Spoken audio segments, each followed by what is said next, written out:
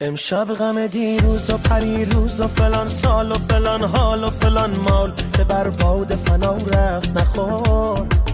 به خدا حسرت دیروز عذاب است.